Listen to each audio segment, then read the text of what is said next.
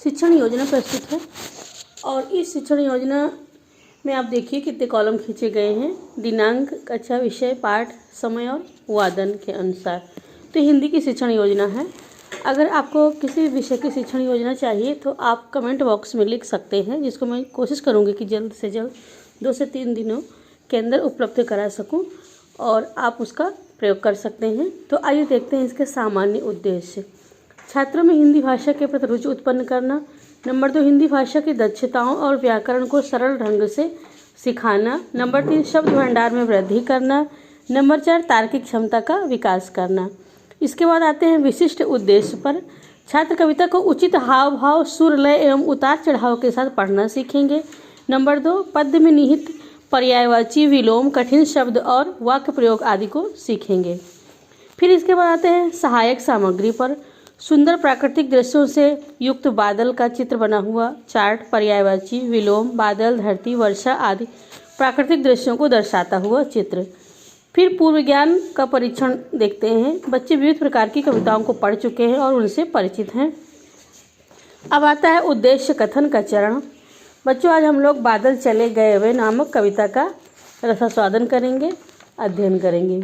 तो इस प्रकार शिक्षण अधिगम की प्रक्रिया आरंभ होती है। और शिक्षक क्रिया में देखिएगा, विद्यार्थी क्रिया, शिक्षक क्रिया, क्रम संख्या 3 कॉलम खींचे गए हैं। इसमें शिक्षक क्रिया में शिक्षिका कक्षा में प्रवेश करती हैं और विद्यार्थियों से संवाद स्थापित करने के उद्देश्य से बातचीत आरंभ करती हैं। विद्यार्थी क्रिया में बच्चे ध्यानपूर्वक शिक्षक की बात को सुनते हैं। शिक्षिका बच्चों से प्रश्न करती हैं, बच्चों आपने कविताएं पढ़ी हैं? बच्चों की ओर से उत्तर मिलता है, बहुत सी कविताएं पढ़ी हैं, किसी कविता को सुनाइए। तो इस प्रकार बच्चे सुनाते हैं, पर्वत कहता शीश उठाकर तुम भी ऊंचे बन जाओ। शिक्षिका कविता का स्वर एवं लय के साथ आदर्श वाचन करती हैं और बच्चे स्वर एवं लय के साथ पाठ का अनुकरण वाचन करते हैं। फिर आते हैं काठिन्य निवारण के चरण में। कठिन शब्दों का अर्थ श्यामपट्ट पर लिखा जाता है। सलोने, जिसका अर्थ है सुंदर, राग, प्रेम, सजीला, सजा हुआ, समुज्ज्वल, सफ़ेद, चमकीला, नवल तरंगी, नई लहरों से युक्त, पाहुन, अतिथि, मेहमान। शिक्षण के मध्य में जो चरण आरंभ होता है, बच्चे रुचिपूर्वक समूह के मध्य में शिक्षक कविता का समूह बनाकर उसको कविता का पाठ करवाते हैं। इस प्रकार शिक्षक आदर्श वाचन करते हैं और बच्चे उसका अनुकरण वाचन करते हैं।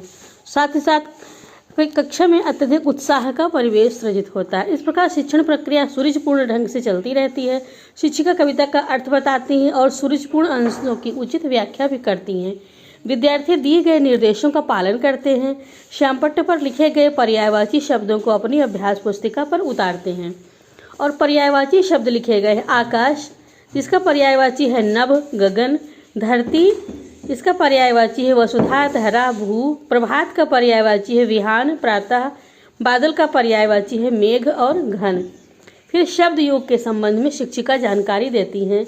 शब्द योग है नंबर 1, सुख दुख, आना जाना, सोना जगना, खाना पीना, रात और दिन। इसके पश्चात कुछ प्रश्न जो बोधात्मक प्रश्न कहे जा सकते हैं शिक्षिका पूछती हैं और बच्चों को बताती हैं, निर्देश देती हैं और बच्चे दिए गए निर्देशों का पालन करते हैं। इस प्रकार कक्षा में सुरुचिपूर्ण माहौल बना रहता है। बादल का चित्र बनाइए। नंबर 2, बादल की तुलना पाहुन से क्यों की गई है? नंबर 3, रंग दिखाया, चित्त चुराया, श्याम सजीला, नवल तरंगी आदि शब्दों का आशय स्पष्ट कीजिए।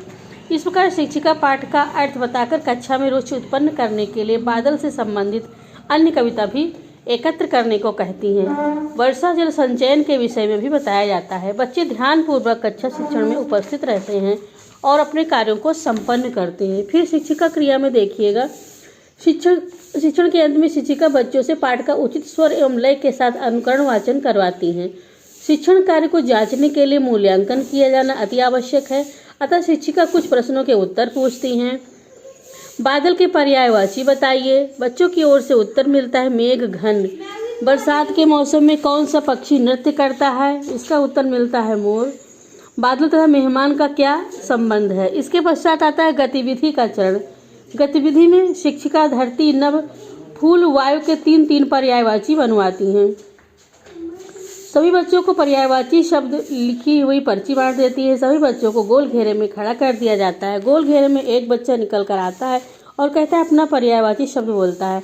मेरा पर्यायवाची कौन? यदि वो बच्चा न भय तो उसके 3 साथी आकाश, आसमान और गगन निकल कर आ जाते हैं। सभी बच्चे रुचिपूर्वक गतिविधि में भाग लेते हैं और उत्साह बनाए रखते हैं।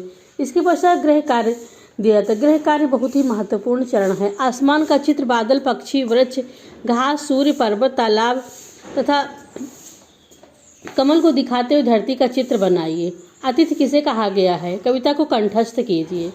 इन सब गृह कार्य को बच्चे शामपट से अपनी अभ्यास पुस्तिका पर उतारते हैं। फिर निरीक्षण कार्य का चरण आता है। शिक्षिका कक्षा में घूम घूम कर बच्चों द्वारा किए गए कार्य का निरीक्षण करेंगी। आगामी कार्य योजना में शिक्षिका नवीन शिक्षण योजना के निर्माण के साथ ही साथ विविध प्रकार की गतिविधियों का निर्माण करेंगी।